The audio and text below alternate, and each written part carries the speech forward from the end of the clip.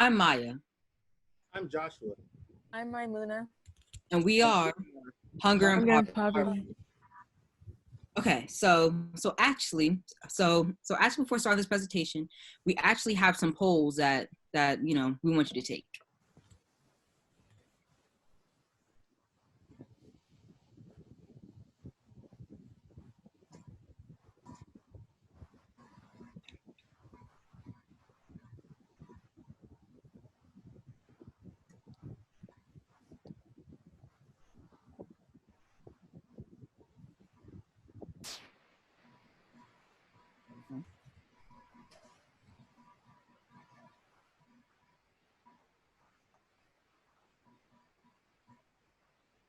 Okay, can you show the results for this poll?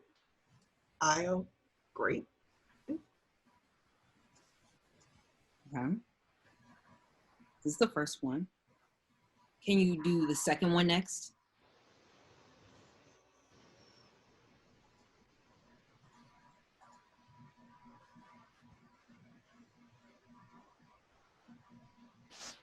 Mhm.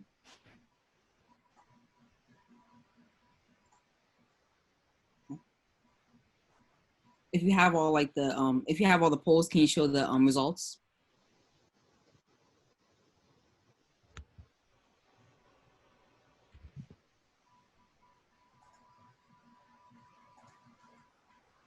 Okay. And now for the very last poll.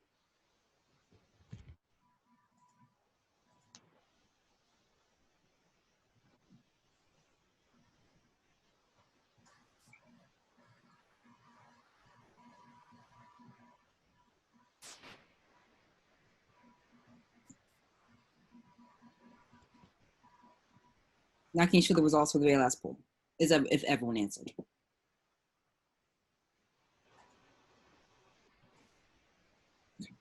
So some of you might be wondering how come we're not really going over the polls. Well, the reason not really going over the polls is because to make sure, because the answer is actually in the presentation. So we really want to make sure that you're listening. Okay.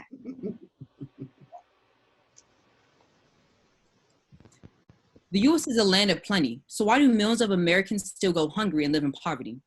Given the size of the problem, you might think it'd be a prominent issue on the campaign trail this year. However, none of the presidential candidates discuss this issue, even as they attend endless breakfast meetings, lunch roundtables, and dinner fundraisers. It doesn't seem to be on their mind, perhaps because they're surrounded by food. I mean, why would you let something that doesn't happen to you affect you? While the candidates, their staff and protectors are well fed, the news is not as good for us, the country. In other words, why do we have such a tough time ending hunger and poverty in America? And what are we going to do about it?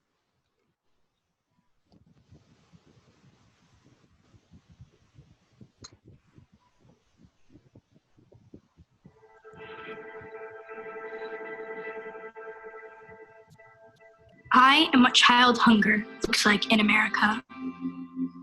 I am a 9-year-old boy who hopes a friend invites me to a sleepover so I can have dinner.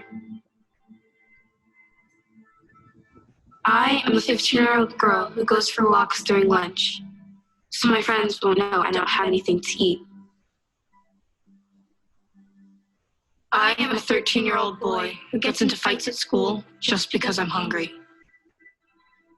I was created by artificial intelligence from faces of the 1 in 7 American children who struggle with hunger. Kids you pass by every day but never knew they were hungry.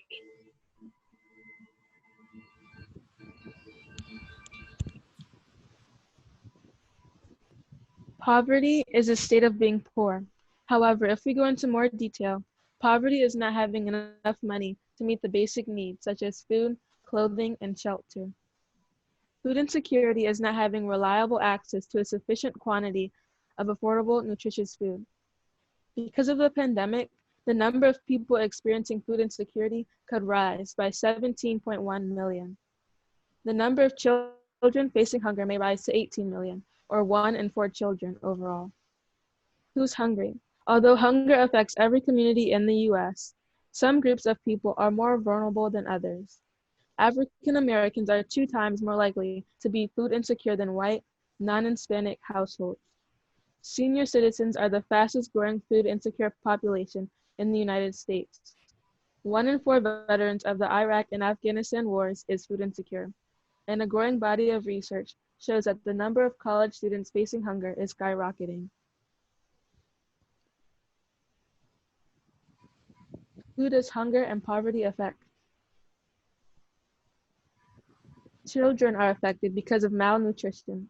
This prevents their bodies from performing the best. They're also often thinking about eating, which hinders their attention span in school. The elderly are affected because of their inability to work at an old age.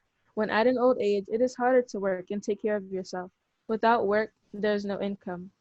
Elderly people also have health conditions needing treatment, which cost money, such as medicine, surgeries, machines, and more. Veterans and their families are affected because of income. Veterans don't usually make a large income, especially for a family with children. Since one parent is gone, the other parent usually doesn't work so that he or she can take care of the children. This leads to having to stretch the budget for the family. The working poor is affected because their income remains under the poverty line. Because of this, they usually have to choose between necessary things, such as food and education. Immigrants are affected because when they come to another country, they need to find a job fast, usually one with low income. It is harder for immigrants to come from under the poverty line than people who are born in that country.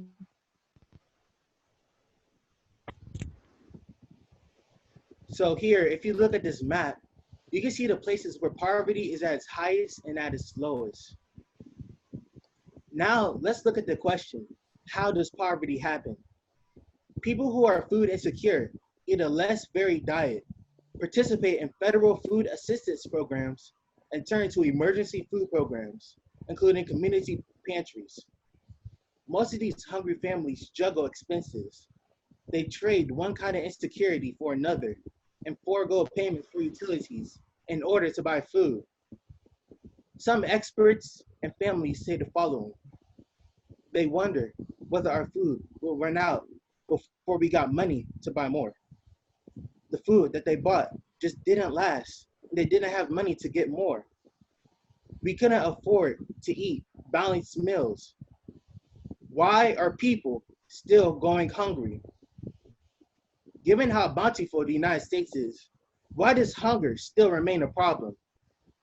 Poverty and lack of access to resources are two of the key forces defining hunger in the United States.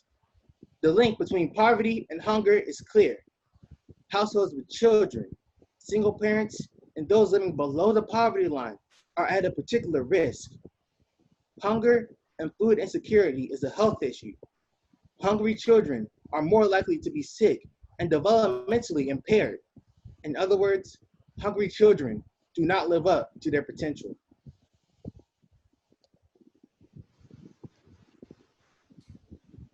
Why should we care? I mean, let's be honest. Most of us aren't living in poverty. We have food at home. I know personally I have a choice on what I eat and what I can spend money on. However, oh my gosh, we need to recognize that not everybody is like us. Some people don't have a choice on what to eat. Sometimes food isn't even an option. So I'm here to tell you why you should care. Oh my gosh. I'm assuming that most of you pay your taxes. So did you know that our taxes fund public assistance? In short, supporting those in poverty is expensive, and taxpayer dollars fund these social programs. So the more people we have to support, the higher your taxes will be. Another reason we should care is because we tend to drill in our kids' mind that they are our future and that we need them to vote. How do we have such big expectations of these children if we're not even making sure that they're being fed and having a proper education, as most kids in poverty tend to do worse because they're thinking if they're going to have a meal next? Poverty affects more than just the poor. It affects us as a whole. Here are some solutions for ending hunger and poverty in the United States. The first solution is government involvement. It is important that we begin to reach out to our local government and mandate that they begin to invest more money into our farmers so that they produce more crops. The government should provide resources that will allow food to move quickly and safely from farms into cities and other areas. The federal government must also ensure that Black farmers have access to more land, legal protection, and have resources and equipment needed to be successful in the farming industry.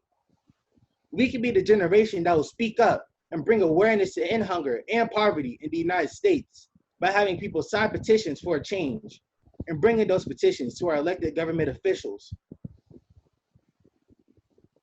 The second solution is educate for change.